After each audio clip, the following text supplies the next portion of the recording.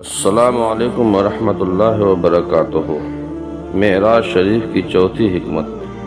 ہمارے نبی مصطفیٰ کریم صلی اللہ تعالیٰ علیہ وسلم آخری نبی اور آخری رسول ہیں صلی اللہ تعالیٰ علیہ وسلم۔ اب آپ کے بعد قیامت تک کوئی نیا نبی نہیں آ سکتا۔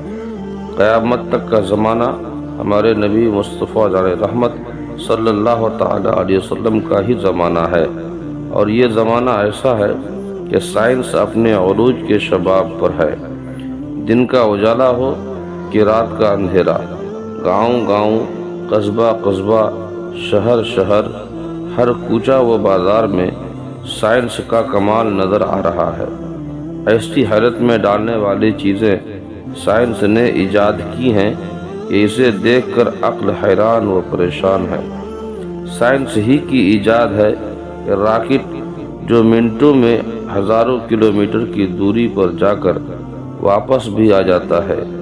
سائنس کا دعویٰ ہے کہ ہم چاند پر گئے اور پھر وہاں سے مٹی لے کر واپس بھی آ گئے۔ اب اس سائنس کے زمانے کے لیے ضروری تھا کہ اللہ تعالیٰ اپنے آخری نبی محبوب رسول اعظم صلی اللہ تعالیٰ علیہ وسلم کو ایک ایسا معجزہ بھی عطا فرمائے جو اس زمانہ کے سائنس دانوں کے کمالات کا بھی جواب ہو اور قیامت تک آنے والے تمام سائنس دانوں کا بھی جواب ہو۔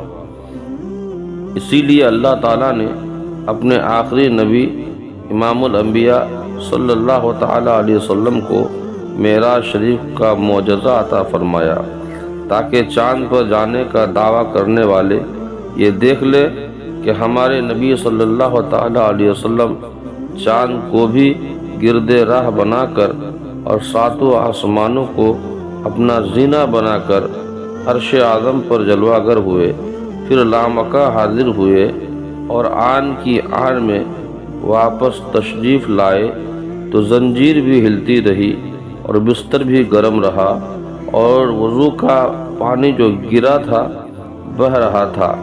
سائنس کے کمال والے یہ دیکھ کر حیران ہیں، اور انشاءاللہ تعالی قیامت تک آنے والے سائنسداں حیران رہیں گے کہ اللہ تعالیٰ نے جہاں اپنے پیارے حبیب صلی اللہ تعالیٰ علیہ وسلم کے قدم کو پہنچایا ہے، وہاں تک سائنس والوں کی عقل بھی نہیں پہنچ سکتی۔